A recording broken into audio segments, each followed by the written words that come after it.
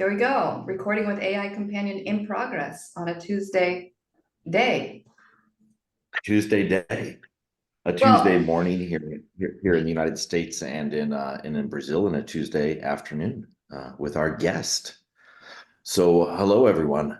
I am Sam from the Shed, and this is Emily from GeoSwerve, and we are here with Peter from the University of Pech.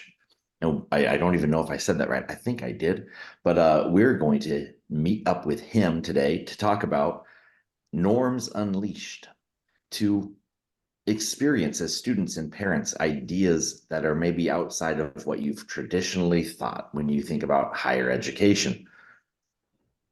Emily and I do this all the time. We're very excited about it, and we're very excited about our guest today, Peter. Peter, will you tell us just a little bit about who you are and what you love about higher education? Sure, thank you. It's a tremendous honor to be here with you. And yes, this is afternoon for me in Hungary. And yes, the totally correct pronunciation would be page, but you did like an A minus, I would say. So I mean, Better than it's usual for me. exactly, and better than usual for you. So yeah, I'll take that.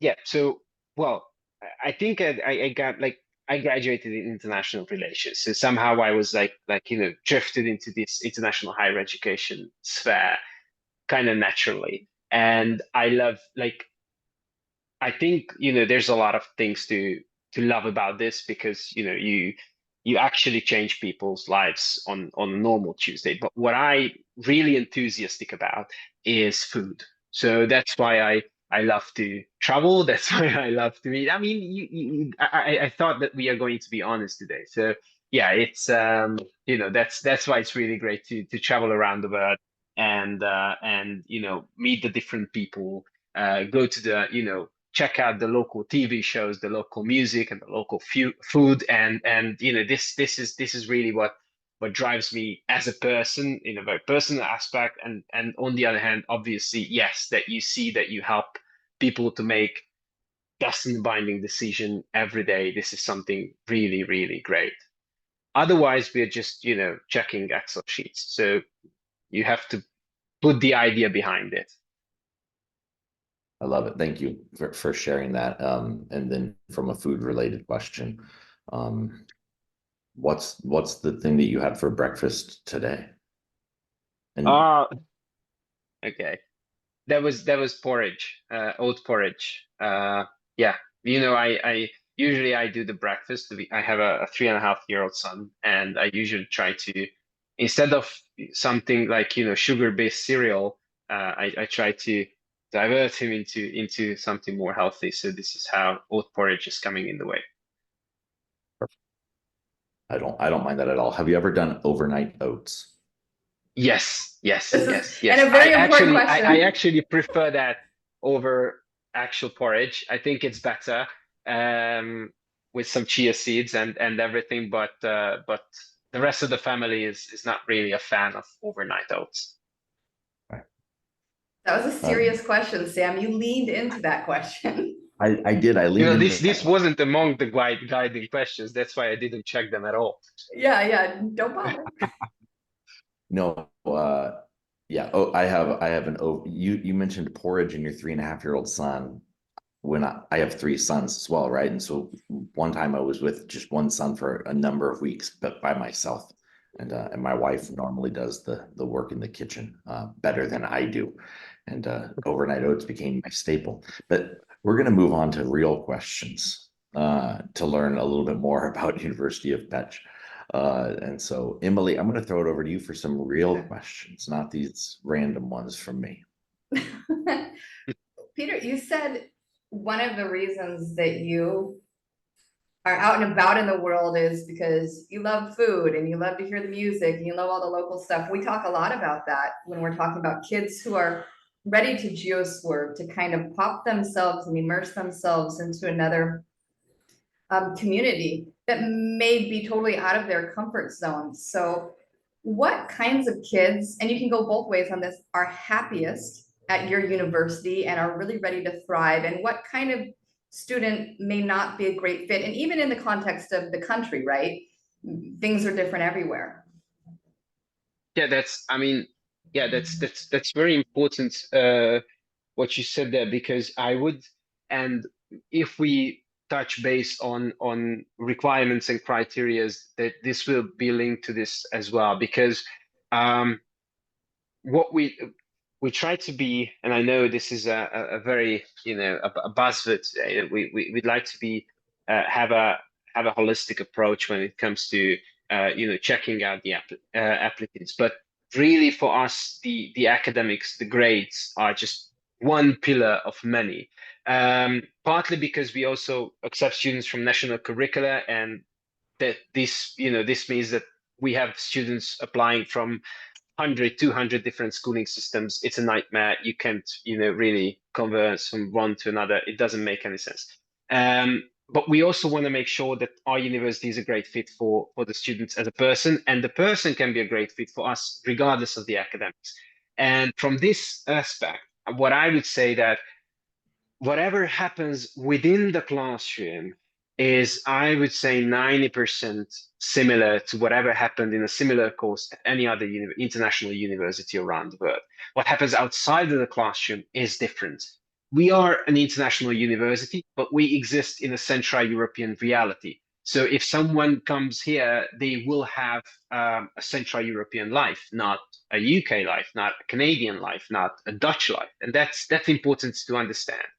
And in this regard, I think what we're looking for is students who have maybe a bit more adventurous mindset, to make sure that they will.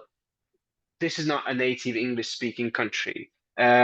You can go so long with English only. You can cover everything you need with English only, but it's not going to be an English speaking country. When you go to a hairdresser, when you go to a restaurant, there might be some things that are funny and challenging in a good way for some people, and causes and exhausting for others, or challenging in a bad way for others. And we're not. I think it's important to understand that we are not a US institution at a much better price. That's not what you need to look for. This is a different path. This is a different experience. And again, if you have the right mindset, if you can be easy about things and get ready to learn stuff that how to pay your utility costs in a different currency, in a different language, how to deal with it.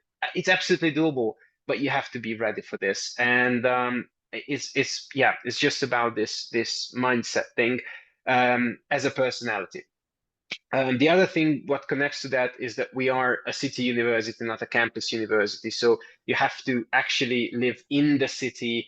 This is a university town of 150,000 people. You have to be really, mixed with the locals. And this is not a campus life. So again, it's really great for many. It's something that some people don't prefer. And when it comes to academics, it's general, I think, in everywhere in Central Europe, that this, and also maybe in continental Europe as well, that the study programs are much less flexible than in the US. There are no multiple majors. You go down a path, and you go down that, and it gives you a clarity at the very beginning of, in terms of career outcomes, in terms of many things, that you will pick up these courses in these semesters, and you will graduate as a journalist, political scientist, whatever. But this does not have those kind of flexibility that is available in other systems. And also in Central Europe, I think that the educational system and the idea is much more rigid, or much more didactic, in a way that we will, beat the knowledge into you whether you like it or not. I mean, obviously that's not what's happening, but the mindset is that you're here to learn, you're here to study, and yes, especially in the first 1 year, and then there's a bit more flexibility, a bit more interactivity, but we put a lot of emphasis on making sure that everyone has the right foundations in every academic field. So this is a bit more rigid. Again, if it depends on the personality, whether it's a positive or a negative thing. Sam's thinking about whether or not he would go to school there right now. No, I really appreciate it. It's like you've done this before. It's like you've answered that question before. The I really appreciated the many aspects of it, and I was thinking a question of some students have experienced this international travel, this like landing in another spot for a couple days because they were privileged enough with their family to have been able to have that opportunity, or for whatever reason. And then others have never had it, but they think they want it. And I'd be curious to see, and we don't have to talk about that now, but maybe we could, which one of those types of students finds themselves in better success when they go to an institution outside of their norm. Because I can see students that think, oh, I've done this before, I know how to do it, that then close themselves up from other opportunities. And I can see people who are like, oh, I'm very adventurous, that never actually have experienced it. So then they struggle, especially if they're in a city campus, you know. So I'm curious about that, if you've seen either side of those. I think that both, like, having the experience of, visiting other countries and other cultures before can be really misleading, because, when you, and I don't want to be oversimplifying in this, but when you say that, they have the chance to visit, they probably visited Paris, Amsterdam, Barcelona, if we're talking about Europe. And this is a different kind of Europe. And obviously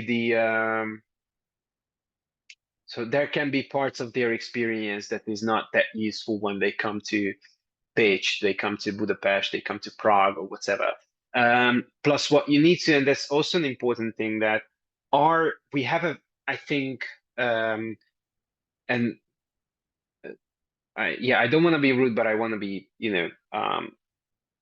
clear in this. We have a different kind of diversity on our campuses, at least from what I see in Central Europe. And from my perspective, it's a more true diversity than what you can see in many countries, in the UK, US, Canada, Australia.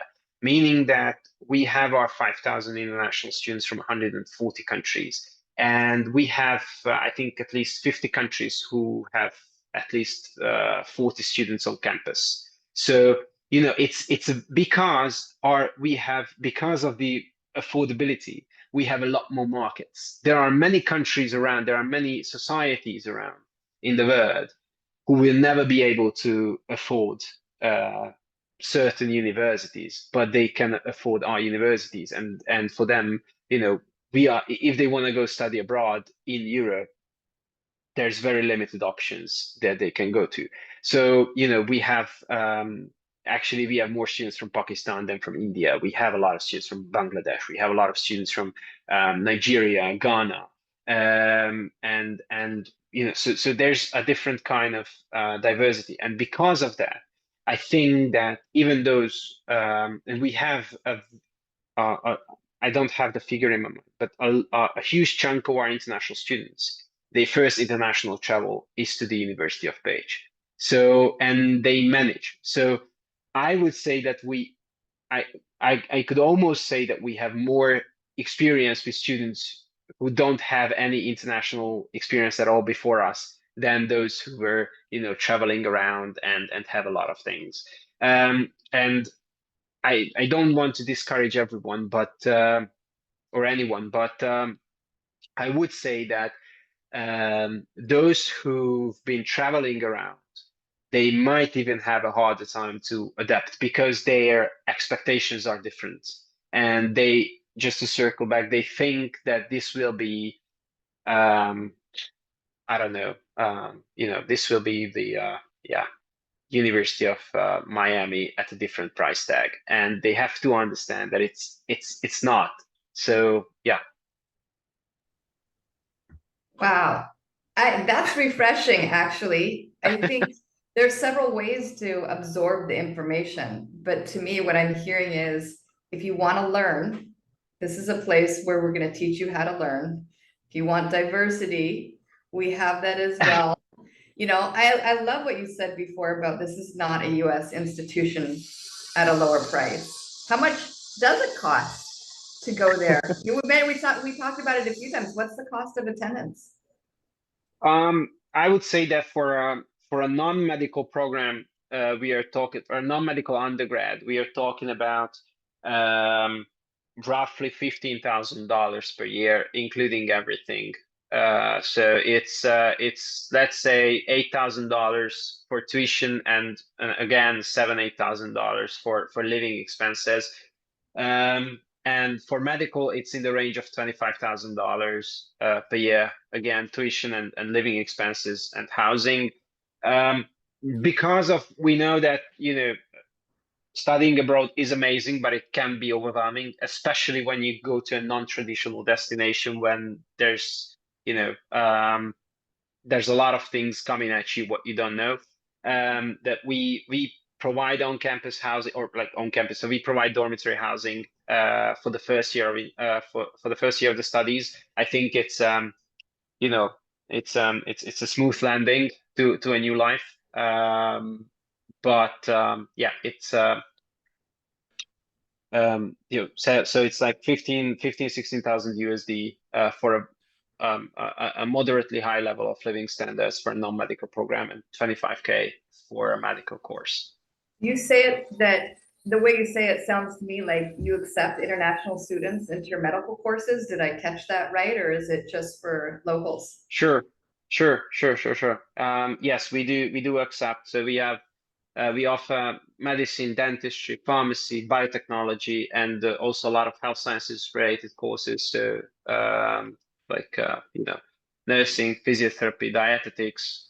So these are all available. And yes, actually, I would say that around 40% of our international students are studying medicine, dentistry, and pharmacy. Yeah, but that's yeah. So and the average, so we have about 160, 180 places for medicine each year for the English program. So we've been running it for 40 years. So we've been hid under the radar for quite some time. Oh no, now we dragged you out from underneath there. That's the first time I heard about your university was for my international students that I was working with in Singapore and Hong Kong that wanted to do medicine, wanted to do it in the United States. And I explored other options and I found University of Pecs for this. Are they able to go back to their home country with with a degree from your institution? Are they able to go to other countries like the United States or the UK as well? And I think it's we might, when we have when we spin the wheel and it comes out to the best national praise, then I will come down to this, because that's my favorite answer. It's yes and no. Because it always comes down to the exact study field. Okay, so when it comes to accreditation and recognition, it's worldwide. We never had any problem with it. Some professions, if you want to do something, especially in the field of medicine or engineering, you have to be a member of a local chamber of something or something related to that. And for this, you might need to sit some tests or exams. So, for example, in the US, you have to do the USMLE. In Canada, in terms of medicine, you have the same in Canada. Regardless where you got your degree from, all of the Hungarian medical schools are accredited by the US Medical Board. So yes, you can do that, but you have to sit for an extra exam. And it is the same for most of the other countries around the world. We have a lot of students from medicine from Japan and Korea. They usually go back to the country. Norway is the same. They very smartly outsourcing medical education to us. They don't really have medical, so they figured it out that it's cheaper to finance their students to go to Hungary to study medicine than establishing their own medical schools. Yeah, so I would say that, and again, the same is for architecture and engineering. That in many cases, in the MENA region, engineering is everything. So we know that when they go back home and want to start practice, then they have to do some kind of extra recognition of their degree, but usually it's just a formality. That was well said. You covered it just like Sam and I would counsel it, you know?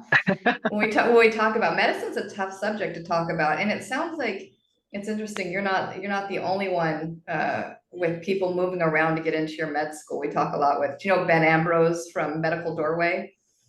Yeah, he was telling Yeah, the story of how that got started. It's interesting. People want a pipeline and get around it. It's either too expensive or doesn't accept international students. Sounds like you avoided both of those challenges well. I bet you make some good doctors over there. Um, you said you were in the city, right? So it's an urban campus. That's always interesting, right? For the kid that wants the more traditional, I want a green rolling lawn in front of me and these old buildings and a closed campus to city life. What are like the standout features or the buildings or, a park near the campus that you really, really love that you say, God, this is a cool university? I would say that, and it's true for most of Hungary, I would say, but for Page definitely, it's a historical town of, it's 2,000 years old, been part of the Roman Empire, big part of other empires. So it's and all of these have their, architectural remainings and landmarks in that. So there's a lot of beautiful architecture all across actually Central Europe. So if you go to Prague or Brno or Budapest or Pécs or any of the larger Polish cities, you will see very similar architecture because all of these cities were built in the late 19th century, early 20th century, basically by the same architects. So everything is looking really the same. So what I hear from our international students that what they appreciate a lot is the diversity in architecture that they can enjoy and the nature that the city is in a hilly area very close to forests, so if anyone is into hiking, there's plenty of opportunities for that. So I would say that it's very green and very historical. And for example, because all of our the campus buildings were obviously built in different times. So you see a lot of modern and a lot of historical buildings.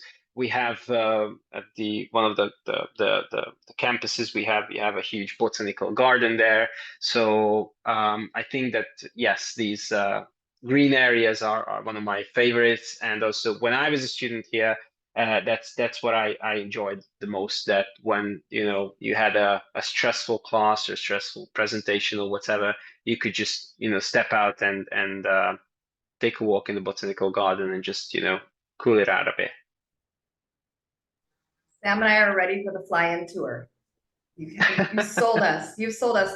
And on that note, and I won't take I know Sam has another question, but every time we start talking about what to do a little bit, especially in Europe, people mention other countries. Like the travel there is so much easier. This is part of the experience you have when you kind of unleash your mind and go to other places in the world, particularly Europe.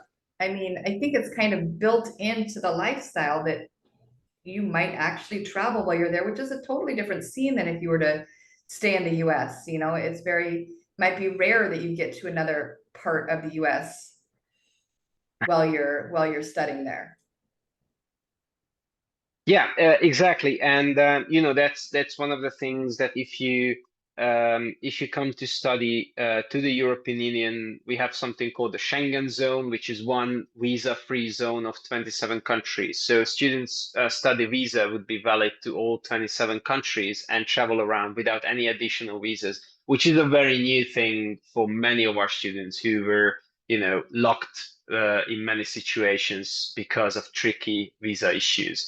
And if you traveled within Europe, you know that we have a lot of or a few so-called ultra low cost airlines. So it takes, I don't know, $20 to fly from Budapest to Madrid. And this is what a lot of our international students take advantage of, that whenever we have a longer weekend, 3 days, 4 days, they go to a different country, a different capital. And it's in Europe, it's a different language over there. It's a different culture, different people. So they can learn and grow a lot from this. Plus, the European Union has its own scholarship scheme called the Erasmus Scholarship. So you can spend an exchange semester at a different university in Europe, and for the time period, you don't have to pay anything to your exchange university, plus you receive an extra scholarship.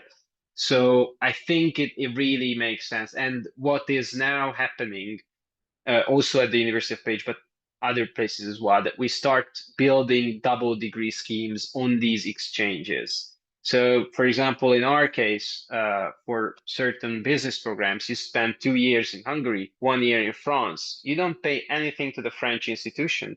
You get scholarship while you are in France. And at the end, if you are doing everything right, you get the French and the Hungarian business degree. So I think that the European Union is just working differently in that sense, that in our way of thinking, education is a right to everyone. And I think that this sets out a amazing new paths if you're coming from different educational systems.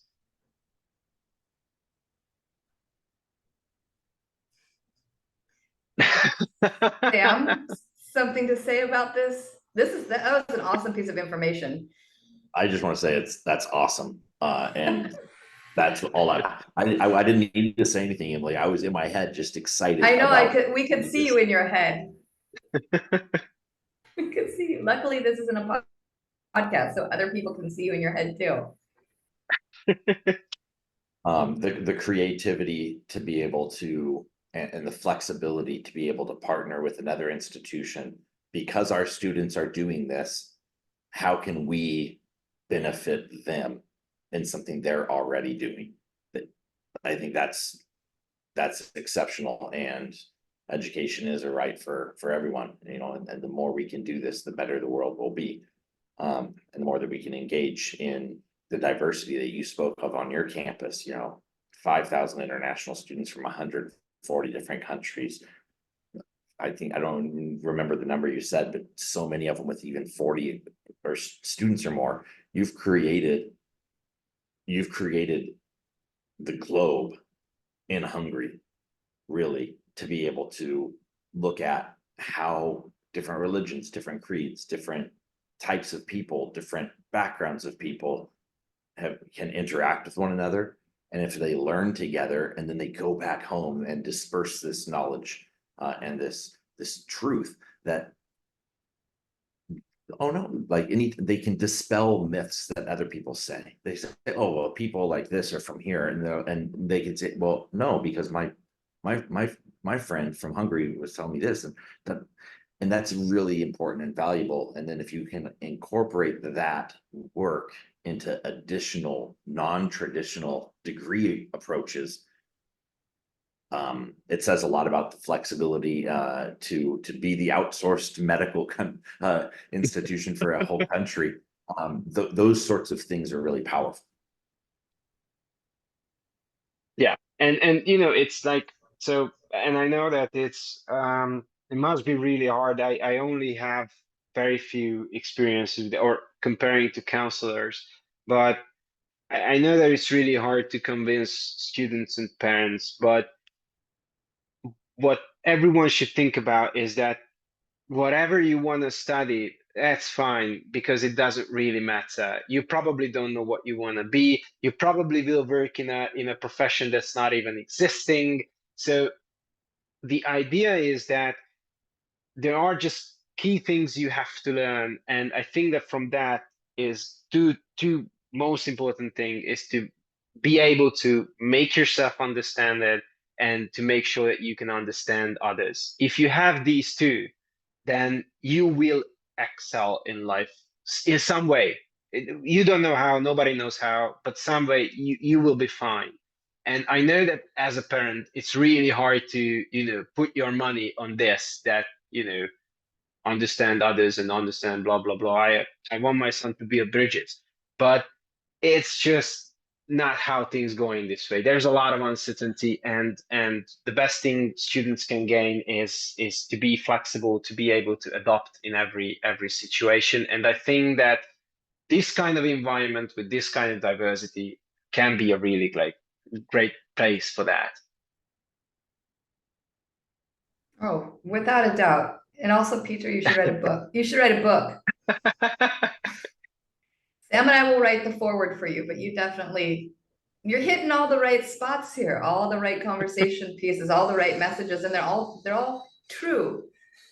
Like if I were to look back over 20 years of counseling, everything that you've said has happened and continues to happen. You see these kids that are going out and trying different things, and you see what the value is behind the price tag, right? And people pay exorbitant amounts for things to happen, and they don't really know what they should expect to happen. But that bank account is going to be drained a little bit too, in some cases, right? Yeah, I love this. Hungary was one place that I missed when I was on my backpacking trip after college, and I've always regretted it. Well, you'll make it there for a forest walk with students that have just heard something hard in class and stressed out for a test. They'll be walking there as well. We are about time for wheel questions. Oh, We've had watch real out. questions. So right now, Emily's gonna give me some sharing rights. I'm and gonna then give you the going to- sharing rights.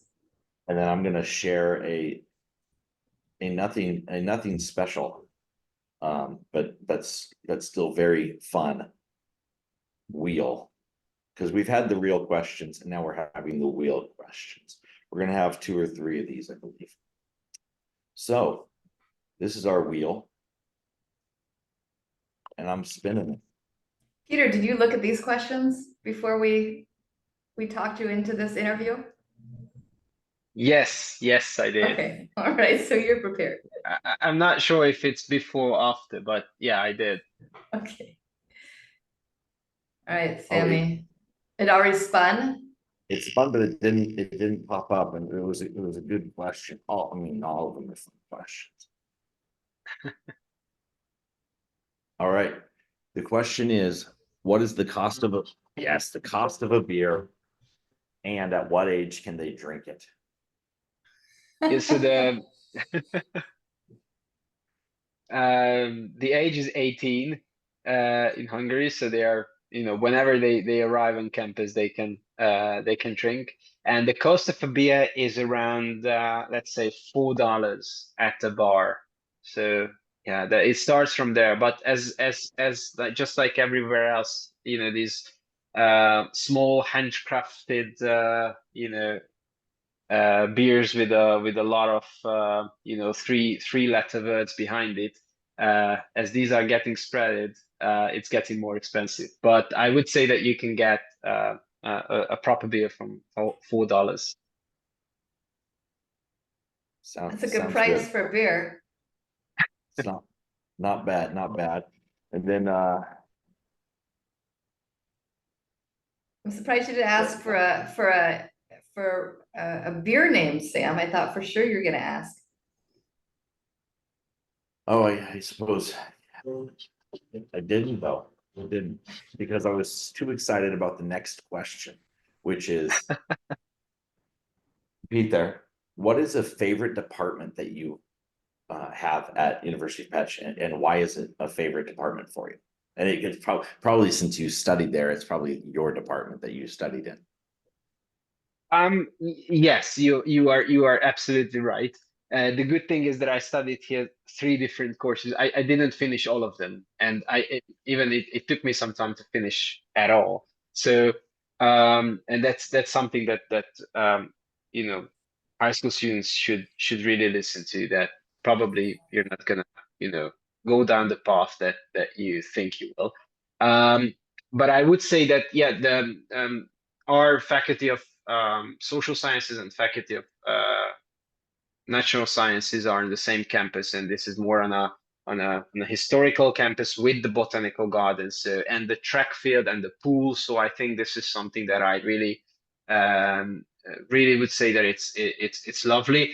But now, as I live very close to our engineering school and they have an outside pool, then this is my favorite part of the university in the summer months, because we always go there to enjoy the pool. I love that you can answer the question with like such a political answer to not offend any department because you went to the surrounding of the department. Well, this is botanical gardens and an indoor pool, and this one has an outdoor pool. So at certain months, you have certain favorite departments, and I think that's a clever way to respond. You know, in our university, we And used to say that it's that not the university has faculties, but our faculties have a university. So I have to be very, cautious on you know, I'm walking on eggs here. Oh, that's I guess Emily needs me to ask the next question here of what is the most famous Hungarian beer? oh, I don't know which one is the the most famous. I know that the city of Page has a beer factory, and yeah, in right next to one of our faculty buildings, by the way. And it's yeah, I think it's really great. So for a lot of time, for a very long time, I didn't drink beer at all. I didn't like it, and that was the first thing. That was the first type of beer that I started to drink, and well, look where I am right now. So yeah, it's not really fancy. The name is Pécsi, which is like from Pécs, so it's easy to understand. But they do a lot of interesting, like gluten free and all this kind of stuff, so everyone can find for a beer for themselves. Can you take the beer to the pool? Yeah, I think so. I mean, but that's a relevant question. I mean, we can talk about price points and everything, but the real deal is, can you bring the beer to the pool?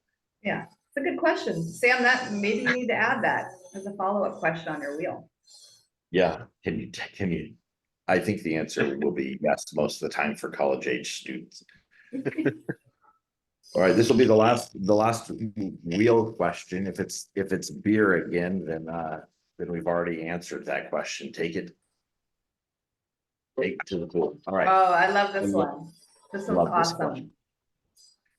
Give your institution an award. And what is that award called? I think I was thinking about it because that's yeah, that's a tough one. What I could think, and this is going to be a boring answer, but I would say that it would be an award or a prize for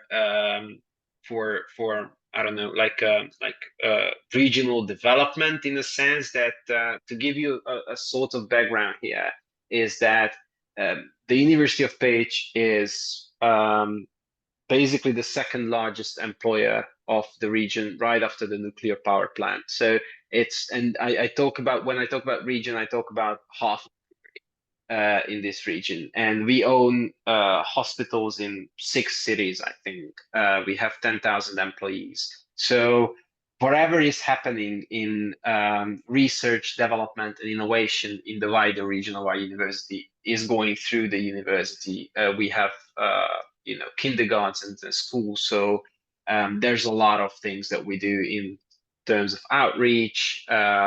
So I think that this gives us another layer of responsibility that we try to somehow answer.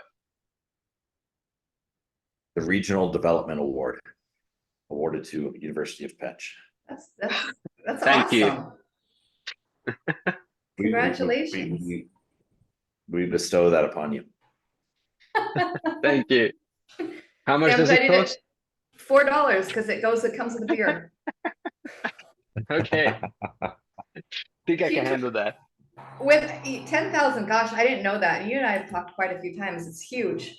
One thing I can say about you is though you're always easy to get in touch with, and it's a pleasure to learn about your university. If we were going to send people, and we won't send them to your email, 'cause that would be terrible. You'd be getting a lot of questions. Where can we send people for more information? Where's the best place to hear more about the university? The website? Do you have some webinars? Is there anything you want to tell us that can send these kids on a scavenger hunt to hear more? Oh, that's great. Or just, meet me at the pool. Um, Done. that's easy, and bring a beer. No, yeah, I mean, obviously the website is fine, but I try to put some pride into being, personal and flexible and accessible. So I think you know my email, you might even know my WhatsApp number. I'm happy to be overwhelmed with inquiries, and we're also happy to, set up. We usually do webinars for counselors directly. Um, you know, I have my own little table at IACAC this year, so there's a lot of places to find. And yeah, I mean, and it can sound unprofessional, but I think that it's really important to keep this personal touch of things. So I think that, beyond everything, which what makes this whole thing work is because we are friends and we like each other and we don't have a stomach ache when we have to email each other. And I want to keep this personal touch on this because I think that this is how these whole things can just work. So yeah, please feel free to call me or WhatsApp me or email Oh, me. we'll get it up there. We'll share that. You can close, Thank you. Sam. Go for it. And for any students out there that get a stomach ache whenever they send an email, the University of Pecs is the place for you because you can go and study medicine and figure out why you get that stomach ache. But you won't get a Yep. stomach ache. Oh, there we go.